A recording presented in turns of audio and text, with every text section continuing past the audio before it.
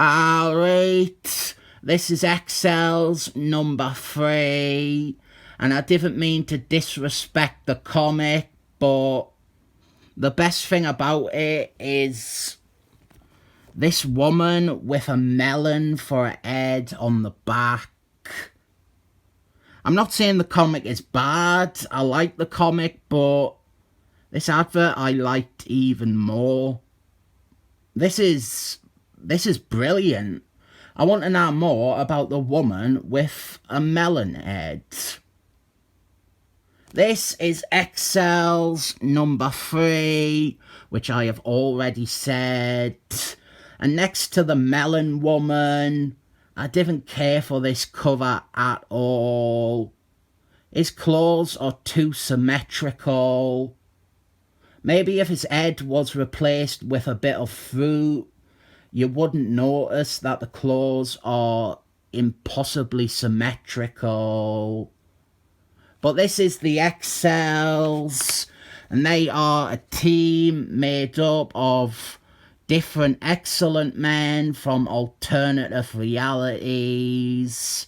We have the 6 of them up here. From left to right, we have Winick from that Hulk issue where the Smurf's girlfriend got poisoned. Big fella at the back is Thunderpath. In front of him is Sun Girl, who is a lesbian, so she eventually dies. We have Blinky, we have Morph, we have Smurfette, and we are using the book's setup of exploring alternative realities to relive the Dark Phoenix saga. It was inevitable, so best to get it out of the way early on. Their mission is to stop Dark Phoenix from destroying things. I feel like I should stay on this double spread longer, but I'm not going to do that. The Exiles quickly duck out and hide away because Mimic points out that Wolfman's heightened sense of smell will be able to pick out him and anyone else on the team that he has met. So they cover themselves in alien plant goo to mask their scents. And unfortunately, this is still sticking to the retcon that the Ore was never Phoenix. She was off having a nap in a river, and the character who became Phoenix, the character who was in her only relevant story, wasn't even her. They point this out to establish that in this reality, that is not the case. It is the Ore. The Ore became Phoenix and Dark Phoenix. And it'll have been a few months after this came out that Marvel started trying to say that in the main continuity. Here is an advert I feel that Marvel need to backtrack on.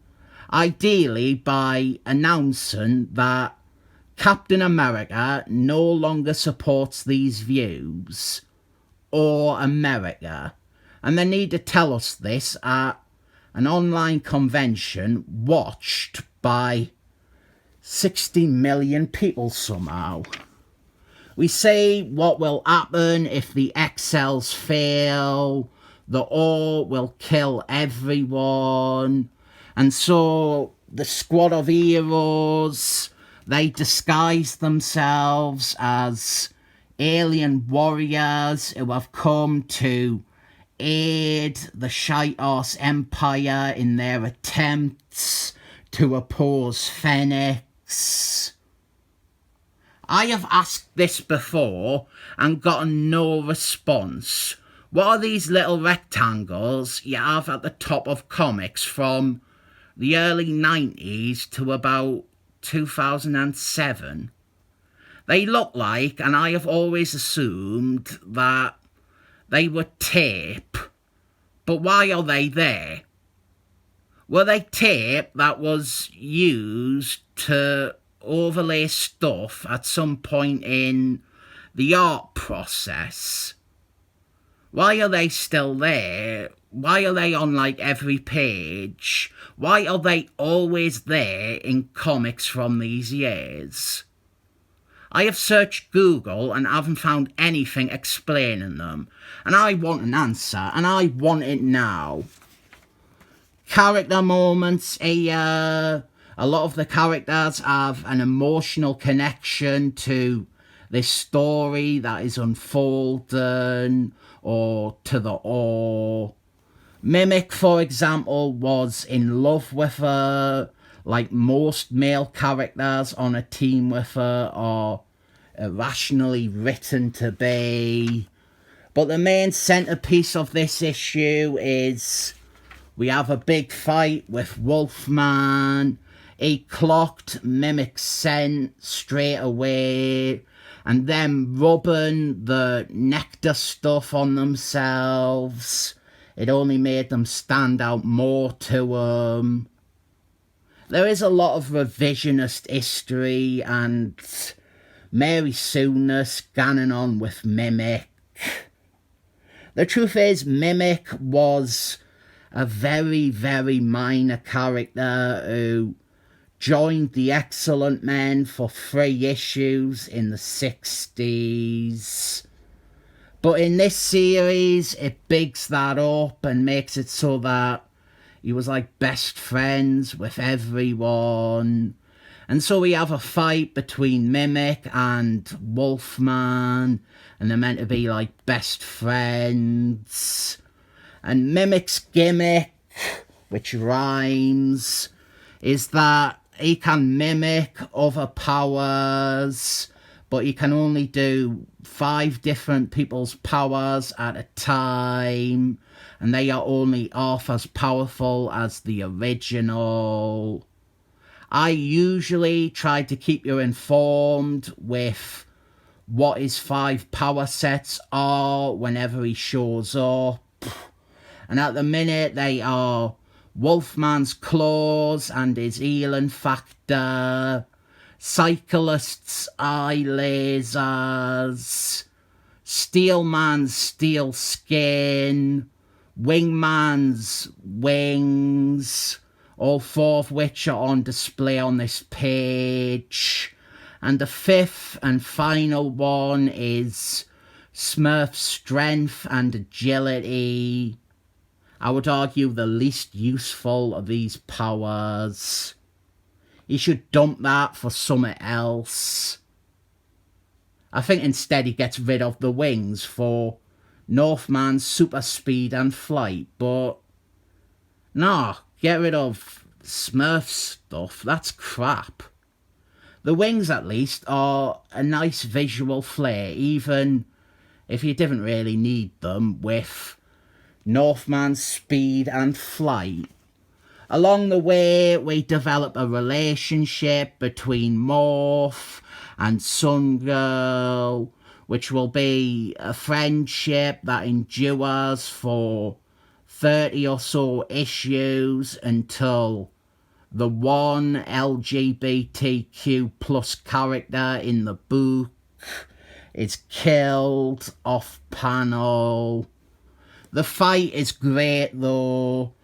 At its core, it is the 2 of them fighting to the point where they can beat the other's recovery speed.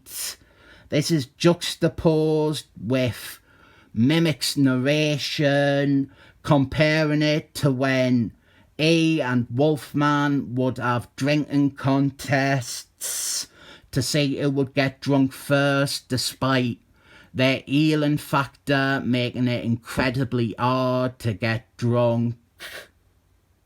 The answer is Winick, surely. His copy powers are only half as powerful as the original, but he wins the fight likely because of the combination of powers and strength at his disposal, rather than him actually having a better healing factor than Wolfman, the way that the writing suggests. Great fight. It is establishing Mimic as a much cooler character than he had ever been before this series.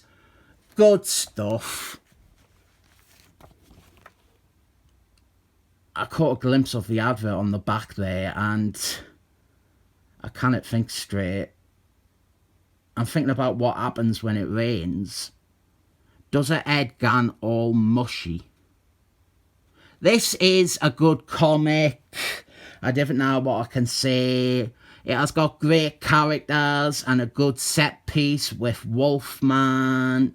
And the advert on the back is intriguing. 7 thumbs up.